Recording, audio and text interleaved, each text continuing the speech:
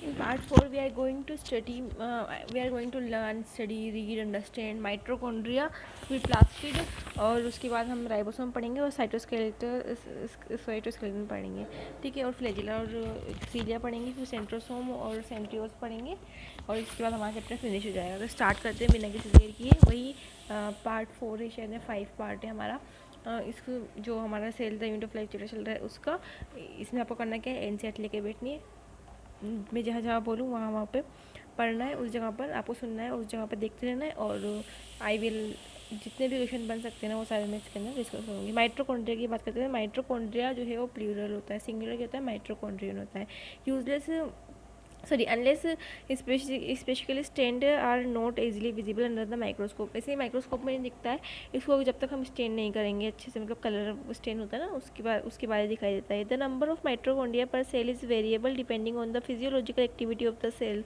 और इसका जो नंबर होता है ना माइट्रोकॉन्ड्रिया का पर सेल, एक सेल के अंदर तो बहुत सारे नंबर हो सकते हैं, कम नंबर हो सकते हैं। तो ये जो है ना एक्टिविटी और फिजियोलॉजी ऑफ सेल पर डिपेंड करता है। तो किस पे डिपेंड करता है, माइट्रोकॉन्ड्रिया पर सेल का नंबर, फिजियोलॉजी और एक्टिविटी ऑफ सेल्स पर। In terms of shape and size also considerable degree of variability in is observed. अगर हम शेप और साइज़ की बात करें तो जो उसकी डिग्रीज हैं, कंसिडरेबल वेरिएबिलिटी जो है वो ऑब्जर्व हुई है। जैसे टिपिकली इसकी जो शेप होता है वो सोसेज शेप का होता है, सिलेंड्रिकल शेप का होता है। इसका डायमीटर 0.2 से 1 माइक्रोमीटर होता है, और एवरेज जो डायमीटर 0.5 माइक्रोमीटर होता है। इसकी लेंथ 1 से लेकर 4 माइक्रोमीटर तक हो सकती है। Each mitochondria is a double membrane bound structure. इसकी डबल मेम्ब्रेन बाउंड स्ट्रक्चर होता है माइट्रोकॉन्ड्रिया। इसमें एक आउटर मेम्ब्रेन होती है और एक इनर मेम्ब्रेन होती है। जो इनर मेम्ब्रेन होती है ना, उसके अंदर dividing it's lumen distinctly into 2 aqueous compartments. इसकी जो इनर मेम्ब्रेन है वो उसके ल्यूमन को 2 कंपार्टमेंट में डिवाइड कर रही है ना, एक्वस कंपार्टमेंट में डिवाइड कर रही है। The inner compartment is filled with dense homologous substance called matrix. जो इसका इनर कंपार्टमेंट होता है वो एक डेंस होमोजीनियस सब्सटेंस से मिलकर बना होता है, इसे मैट्रिक्स कहते हैं। मैट्रिक्स किसे कहते हैं, ये क्वेश्चन भी आ सकता है। तो जो इनर कंपार्टमेंट होता है माइट्रोकॉन्ड्रिया का, जो इनर मेम्ब्रेन का, जो माइट्रोकॉन्ड्रिया का इनर कंपार्टमेंट होता है ना, वो किससे मिलकर बना होता है, होमोजीनियस सब्सटेंस, जिसे कहते हैं मैट्रिक्स कहते हैं। द आउटर मेम्ब्रेन जो होती है वो continuous limiting boundary of the organelle, ये ऑर्गेनल की बाउंड्री बनाती है, ठीक है। The inner membrane forms a number of infolding called cristae, उसका सिंगुलर है सिस्टा। तो जो इनर मेम्ब्रेन होती है वो बहुत सारे इनफोल्डिंग बनाती है, इसे सिस्टे कहते हैं, और सिंगुलर सिस्टा होता है। फॉर टुवार्ड्स द मैट्रिक्स के, हाँ टुवार्ड्स में, ठीक है। The cristae increase the surface area. Cristae अगर सीधी लाइन जाती है तो फिर सर्फेस एरिया का मतलब, अगर इसको टेढ़ी मेढ़ी लाइन बनाएंगे सिस्टे क्या होता है, हमेशा सिस्टे जो होता है ना वो इंक्रीज करता है सर्फेस एरिया को। The two membranes have their own specific enzymes associated with the mitochondrial function. Mitochondria are the sites of aerobic respiration. Mitochondria जो होता है ना, इनका ये एरोबिक रेस्पिरेशन की साइट होती है। They produce cellular energy in the form of ATP. ये एटीपी की फॉर्म में सेलुलर एनर्जी को बनाते हैं। Hence the call powerhouse of the cell. तो इन्हें क्या कहते हैं, पावर हाउस ऑफ सेल्स कहते हैं। माइट्रोकॉन्ड्रिया के अंदर एक सर्कुलर डीएनए होता है, कुछ आरएनए मॉलिक्यूल्स होते हैं, और राइबोसोम भी प्रेजेंट होते हैं, जो 70S राइबोसोम्स होते हैं। और जो components required for protein synthesis, जो प्रोटीन सिंथेसिस के रिक्वायर्ड कंपोनेंट्स होते हैं वो सभी माइट्रोकॉन्ड्रिया में प्रेजेंट होते हैं। The mitochondria divided by fission. Mitochondria किसके द्वारा डिवाइड करता है, फिजन के द्वारा, ठीक है। इसकी डायग्राम देख लीजिएगा तो समझ में आ जाएगा। उसके बाद प्लास्टिड, तो हमने 4 मिनट से कम समय में तो हमने माइट्रोकॉन्ड्रिया वाला टॉपिक कंप्लीट किया। प्लास्टिड की बात करते हैं। Plastid are found in all plant cells and in euglenoids. Plastid जो होते हैं वो सभी प्लांट सेल्स में पाए जाते हैं और यूग्लिनोइड्स में पाए जाते हैं। तो प्लास्टिड क्वेश्चन आ सकता है, आर फाउंड इन, कहाँ पर पाए जा रहे हैं, ऑल प्लांट सेल्स और यूग्लिनोइड्स में, ठीक है। तो इनमें प्लास्टिक पाए जाते हैं। They are easily observe under microscope as they are large. ये आसानी से दिखाई देते हैं माइक्रोस्कोप में क्योंकि बड़े बड़े होते हैं। They bear some specific pigments, में कुछ पिगमेंट्स बियर करते हैं, कुछ specific pigment, thus imparting specific colours to the plants. तो जहाँ पे पिगमेंट प्रेजेंट है वो कलर देंगे, तो ये जो प्लांट है उनको स्पेसिफिक कलर दे रहे हैं। कौन, प्लास्टिड।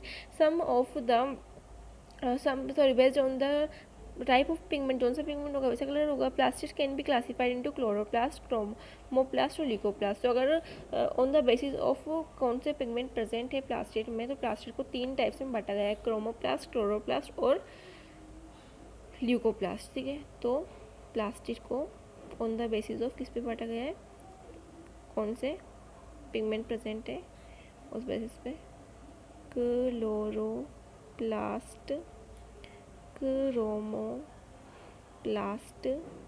ल्यूकोप्लास्ट। ठीक है।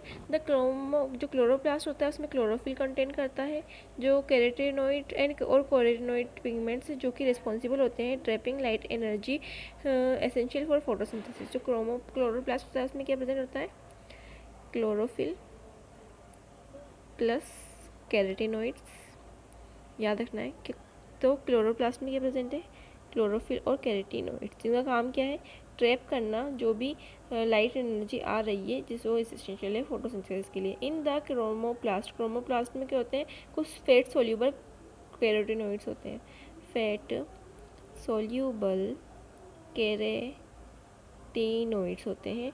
और पिगमेंट्स लाइक कैरोटीन होता है, ज़ेनथोफिल होता है और दूसरे प्रेजेंट होते हैं। कैरोटीन भी प्रेजेंट होगा, ज़ेनथोफिल भी क्रोमोप्लास्ट में प्रेजेंट होगा, ज़ेनथोफिल। ठीक है। और ल्यूकोप्लास्ट जो होता है वो कलरलेस होता है, और सॉरी जो ये अपना है ना क्रोमोप्लास्ट, कैरेट किस कलर का होता है, ऑरेंज कलर का, येलो कलर का, रेड कलर का। तो क्रोमोप्लास्ट वाले का भी कलर कौन सा होगा, येलो, रेड और ऑरेंज होगा। This gives the part of plant A yellow, orange और रेड कलर। जो ल्यूकोप्लास्ट होता है वो कलरलेस प्लास्टर होता है, ये अलग अलग शेप और साइज़ का होता है जो स्टोर करता है न्यूट्रिएंट्स को। अमीलोप्लास्ट स्टोर कार्बोहाइड्रेट्स, अमीलोप्लास्ट जो होता है ना वो कार्बोहाइड्रेट स्टोर करता है।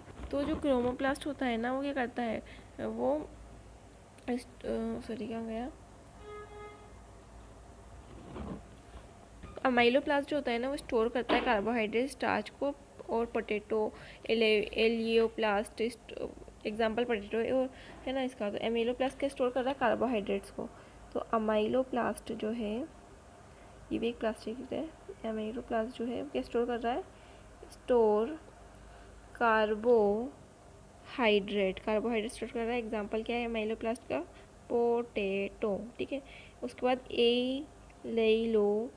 इलाइयोप्लास्ट जो है वो स्टोर कर रहा है ऑयल और फैट्स को, स्टोर ऑयल, फैट।